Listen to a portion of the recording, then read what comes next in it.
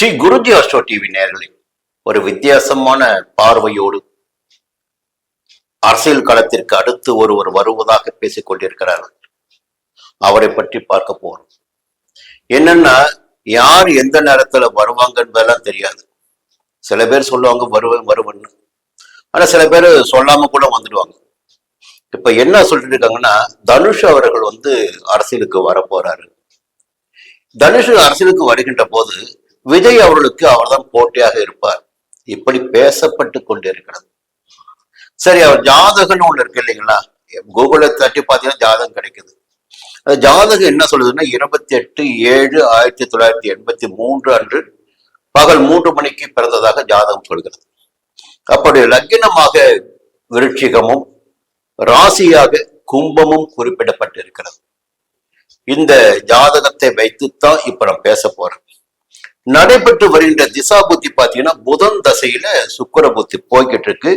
இந்த புதன் திசை 2037 வரை புதன் திசை இருக்கு.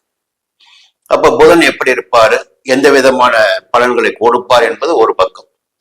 இன்னொரு பக்கம் பார்க்கின்ற போது சிறப்பான ஒரு விஷயம், சுக்கிரன் பகையாக இருந்தாலும் என்னன்னா, இந்த ஜாதகத்தை ஏன் நான் நம்புறேன்னா, இந்த திருமண வாழ்க்கையில் சில சங்கடங்களை சந்திக்க வேண்டியதாக இருக்கின்ற ஜாதகமாக இந்த ஜாதகம் இருக்கு. அதே நேரத்தில் திரைத்துறையில் பாத்தீங்கன்னா ஒரு உச்சத்தை தொட்டிருக்காரு. அப்போ ஒரு இடத்தை இவருக்குன்னு தனுஷுக்குன்னு ஒரு இடம் கிடைச்சிருக்கு. சுக்கிரன் போயிட்டு சிம்ம ராசிக்குள்ள அமர்ந்தாவே அந்த ராசினருக்கு திருமண வாழ்க்கை தடைகளும் பிரச்சனைகளும் நெருக்கடிகளும் கொஞ்சம் சந்திக்க வேண்டியதாக இருக்கு. அது நம்முடைய கண் கூட பார்த்து முடிச்சிட்டோம். அதே நேரத்துல சுக்கிரன் தான் கலைக்காரகன், அதிர்ஷ்டக்காரகன், எல்லாமே சுக்கிரன் தான். அப்போ சினிமாவில் வலிமையாக இருக்க வேண்டுமா, சுக்கிரன் வலிமையாக இருக்கணும், குருவுடைய பார்வை இருக்கணும், புதனுடைய ஆதிக்கம் இருக்கணும், நிறைய பார்க்கணும். இங்க என்ன நடக்குதுன்னா, சுக்கிரன் இவருடைய ஜாதகத்தில் வர்க்கோத்தமா இருக்காரு. அப்போ எதுவும் கிடைக்காம போயிடாது. சுக்கிரன் வர்க்கோத்தமும் ஆகியிருக்கிறார். ராசியிலும் சுக்கிரன் சிம்மராசிக்குள், அம்சத்திலும் சுக்கிரன் சிம்மராசிக்குள். அப்ப சுக்கிரன் என்பது பலன் கொடுத்திடக்கூடியவராக தனுஷ் அவர்களுக்கு இருந்து கொண்டிருக்கிறார். இன்னொரு பக்கம் பார்த்தீங்கன்னா கும்ப லக்னம் சதய நட்சத்திரம் நமக்கு கிடைத்திருக்கின்ற ஜாதகம் சதய நட்சத்திரம். இந்த சதய நட்சத்திரம் கும்பராசி என்பதெல்லாம் என்ன கேட்டகரின்னா, ஒரு திடீரென்று ஒரு யோகத்தை அடையக்கூடிய கேட்டகரி. ஒரு லட்சியம் என்பது இவளுக்கு நிச்சயமாக இருக்கும். ஒரு மனசுக்குள்ள பாத்தீங்கன்னா, அவங்க தாய் தந்தையருக்கு கூட தெரியாத அளவிற்கு இதை அடைந்தாக வேண்டும், இதை ஜெயித்தாக வேண்டும், இங்கே நாம் நின்றாக வேண்டும் என்பதையெல்லாம் தீர்மானித்திடக்கூடிய நிலை கும்பராசி சதய நட்சத்திரத்தில் பிறந்த பலருக்கும் இருக்கும். சிலருக்கு எதிர்மறையான நிலை கூட இருக்கும், வீணா போயிடுவாங்க. ஆனா நிறைய பேருக்கு எப்படின்னா, கும்பராசியில் பிறந்துட்டாவே ஒரு கொடிகட்டி பறக்க வேண்டும் என்ற ஒரு ஆசை வந்துடும். அது ரகசியமாக மனசுக்குள்ள இருக்கும், சரியான நேரத்தை பார்த்துட்டு இருப்பாங்க. இந்த ஜாதகத்தில் சிறப்பான ஒரு அம்சத்தை பார்க்கின்ற போது, லக்னம் விருட்சிக லக்னம், லக்னாதிபதி போய் 8ல போய் அஸ்தமனம் ஆகுறாரு. அதே நேரத்துல கேது அங்கு உச்சமாயிடுறார். லக்னத்திற்குள் கேது உச்சமடைகிறார். அப்போ நிதானமான வளர்ச்சி என்பது இந்த ஜாதகருக்கு நிச்சயமாக இருக்கும். நிதானமான வளர்ச்சி, அதில் ஒரு பலம் பொருந்திய சக்தியாகவும் உருவெடுப்பதற்கு இந்த ஜாதகருக்கு வாய்ப்பு உண்டு. நாம இப்படித்தான் ஆரம்பத்துல விஜய் அவர்களை பத்தி பேசிட்டு இருந்தோம். சினிமா துறையில இவர் வெற்றி பெறுவதற்கு இது காரணம், அடுத்து மக்களுடைய செல்வாக்கு வருவதற்கு இது காரணம், இதெல்லாம் பேசிக்கிட்டு இருந்தோம்.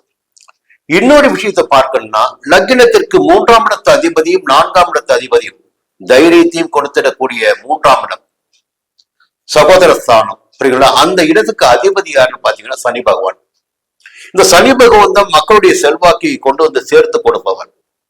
இப்ப 3ஆம் இடத்திற்கும் 4ஆம் இடமான சுகஸ்தானத்திற்கும் அதிபதி சனி பகவான். அவர் பார்த்தீங்கன்னா உச்சமாக இருக்கிறார் இந்த ஜாதகருக்கு.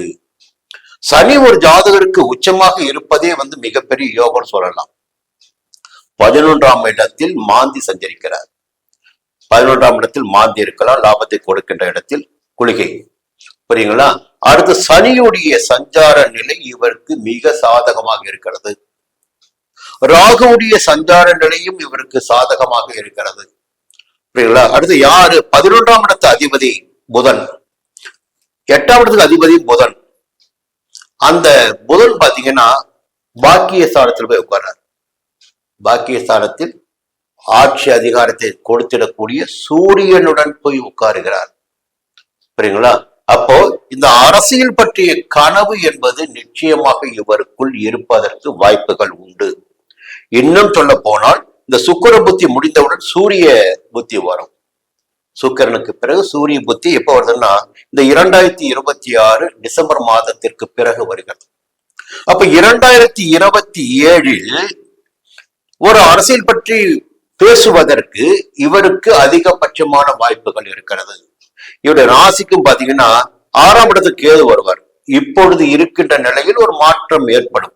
எந்த ஜாதகரை வேண்டுமென இந்த ஜோதிட அமைப்பை பார்த்துக்கிட்டோம். இப்பொழுது இருக்கின்ற நிலையில் ஒரு மாற்றம் ஏற்படும். ஜென்ம ராசிக்குள் சஞ்சரித்துக் கொண்டிருக்கின்ற ராகு 12ஆம் இடத்துக்கு போயிடுவாரு.